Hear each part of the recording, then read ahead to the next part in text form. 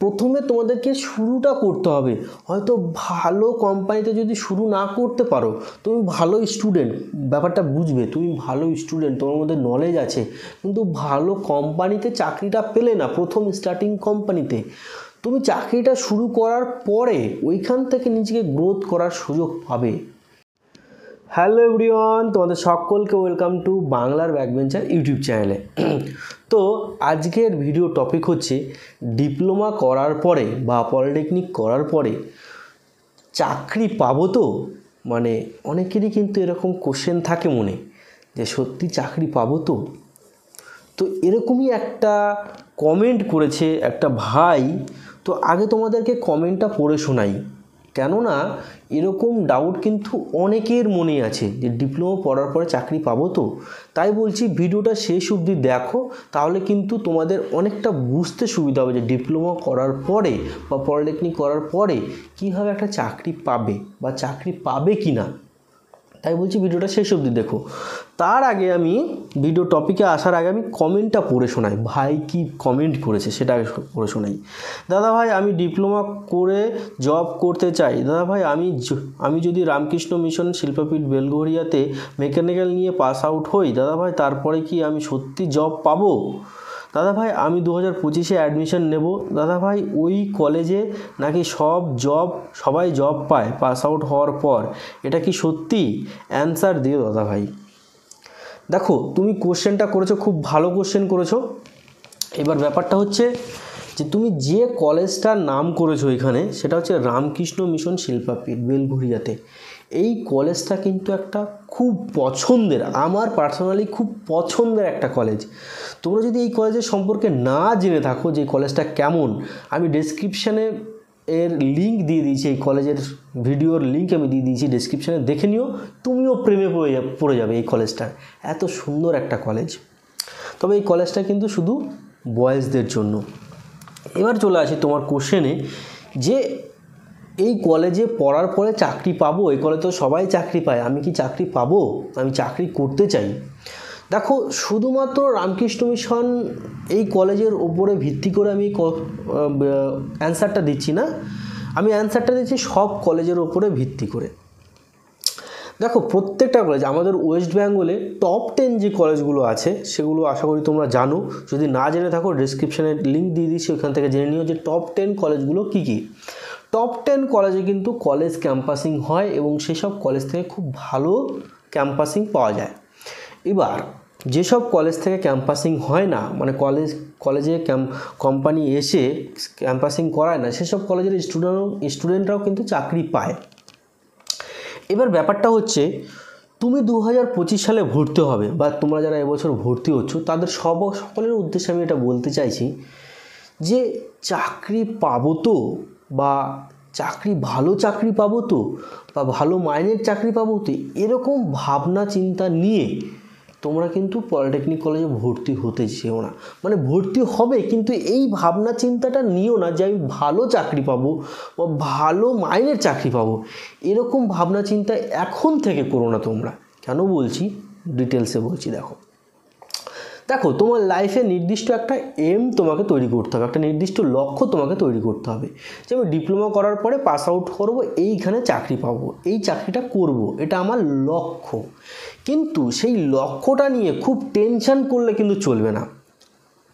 কিন্তু কেন বলছি, দেখো, ধরো তুমি ডিপ্লোমা পাস করার পরে একটা চাকরি করবে, এটা তোমার লক্ষ্য। এইবার তোমাকে কি করতে হবে, একটা ভালো কলেজে চান্স পেতে হবে। ভালো কলেজে চান্স পেতে গেলে কী করতে হবে, ভালো রেজাল্ট লাগবে। ভালো রেজাল্ট পেতে গেলে তোমাকে ভালো পড়াশোনা করতে হবে।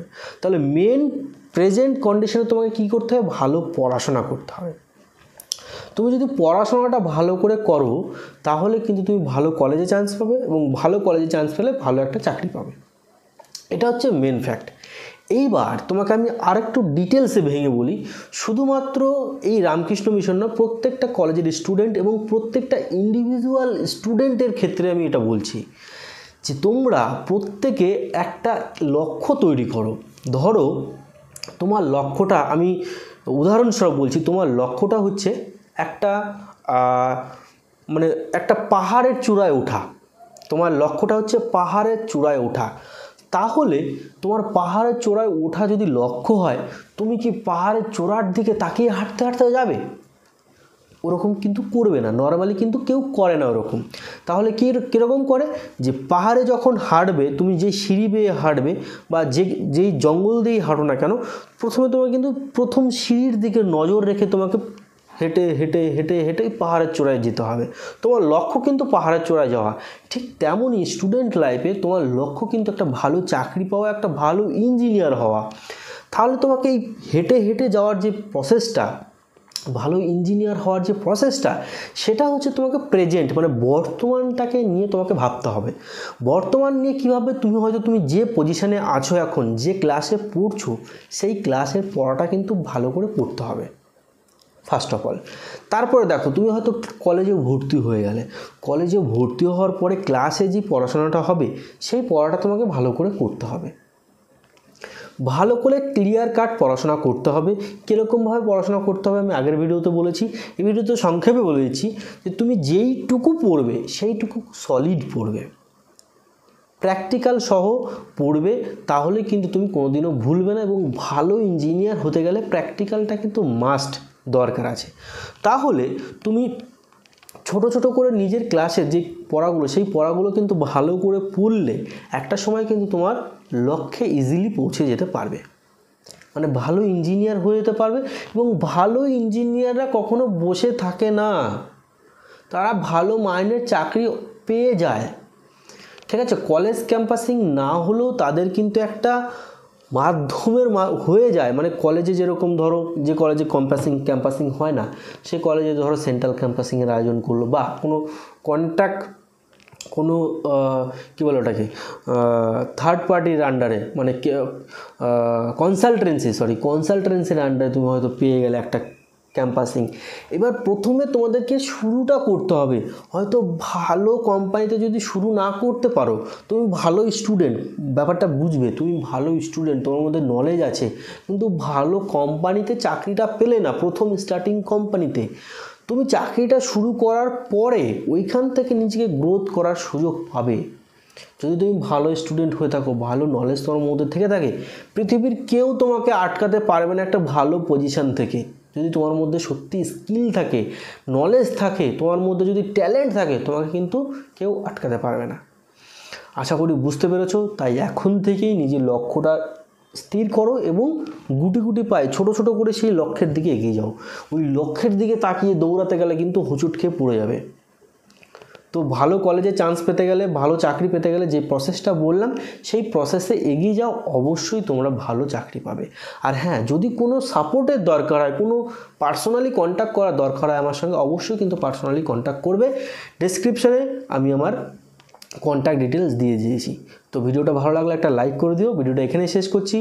ভালো থেকো, সুস্থ থেকো এবং নিজের ফ্যামিলিকে নিয়ে হ্যাপি থেকো। Thank you.